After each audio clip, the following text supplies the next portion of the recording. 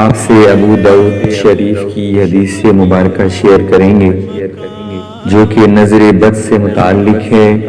جو بھی شخص اس دعا کو 3 مرتبہ پڑھے گا اللہ تعالیٰ اس کو ہر قسم کی نظر بد سے محفوظ فرمائے گا۔ نبی کریم صلی اللہ علیہ وسلم نے یہ دعا تعلیم فرمائی۔ دعا سماعت کیجئے۔ بسم اللہ الذی لا یضر مع اسمہ شیء فی الارض ولا فی السماء وهو السمیع العلیم۔